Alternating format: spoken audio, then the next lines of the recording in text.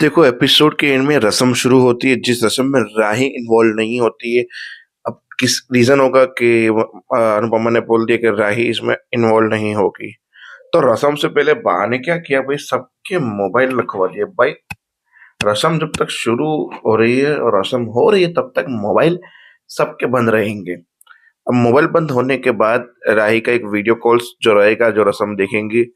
और रस्म में ये होगा कि राही का बाप हमें जमाई के पैर धोता है। पर अब उस जगह पे राही का बाप था नहीं, तो उसकी जगह हसमुख को लेनी थी।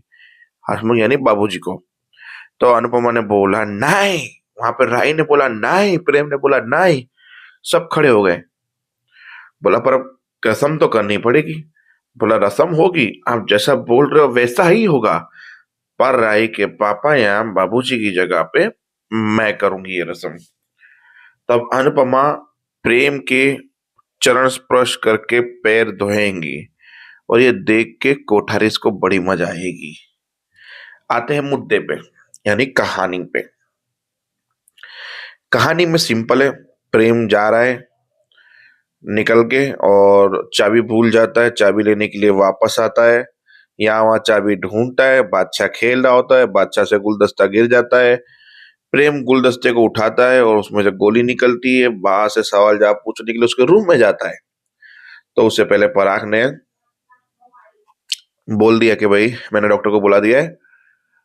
बोला क्यों बुलाया, पूछ तो लेता। बोला क्यों, आपकी तबीयत ठीक?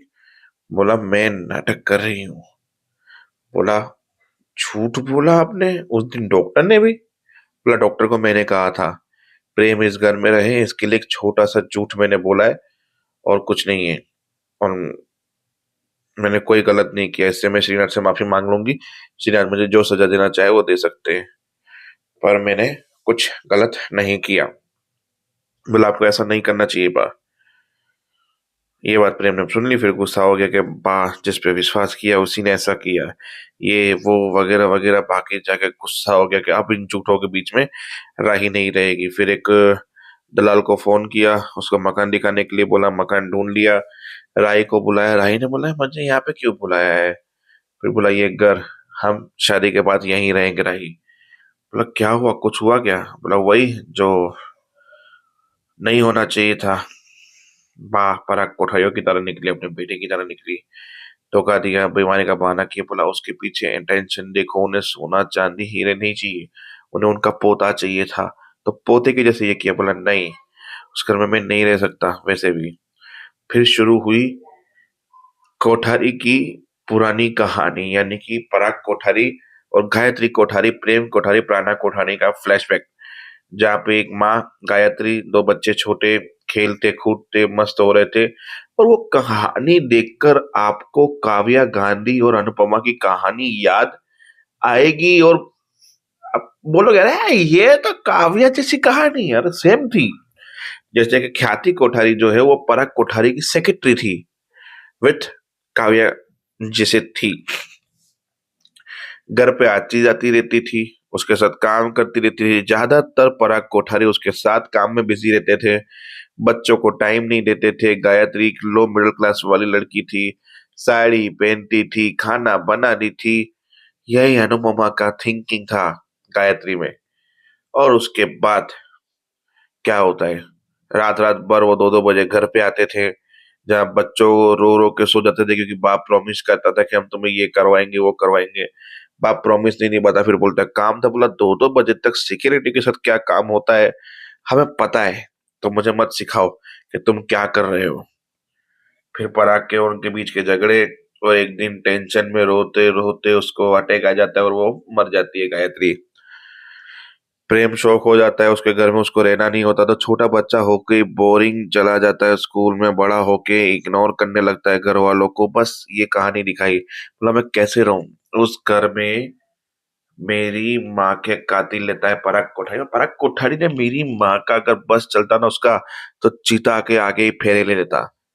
1 महीने के अंदर उसने ख्याति कोठारी से शादी कर ली। और तो और न बाप से बात की, न चाचू से बात की, किसी से भी नहीं, उसने अपनी मर्जी चलाई। मतलब तुम सोच सकती हो उनका अफेयर कितना तगड़ा था, जो 1 महीने में उनको शादी करनी पड़ी। मतलब उनसे इतना भी नहीं रहा गया किसी चीज में। बस ये इमोशनल सीन चलते रहे, राही और प्रेम के बीच में रोते रहे। अब राही को बोला, तुम्हें मेरी कसम है, तुम इस मकान के बारे में किसी को नहीं बताओगी।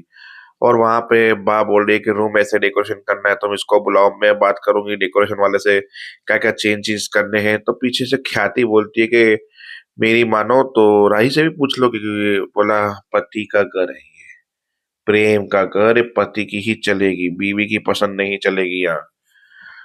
हाँ। फिर इतने में गौतम बताता है कोठारीज को कि ये मकान ढूंढ रहा है। बोला सब तो ठीक चल रहा था। फिर वो बाकी बात बोला, बा बड़े बड़े सपने मत देखो मकान चेंज करने के, रूम चेंज करने के। राही ना इस घर में रहेगी, ना इस रूम में रहने वाली, और प्रेम भी नहीं रहने वाला। क्योंकि अभी अभी जमाई जी ने मुझे बताया कि वो लोग ब्रोकरेज के थ्रू मकान ढूंढ रहे हैं रहने के लिए, और ये उड़ते पंछी चले जाएंगे। तो सोच समझ के, मतलब पर सब कुछ ठीक था, मेरी राही से बात हुई उसके बाद भी ऐसा हो रहा है।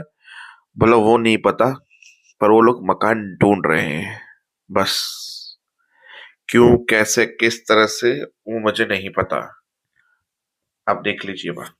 तो बस यहीं पे एपिसोड भी खत्म, मिलते हैं कल। जय हिंद।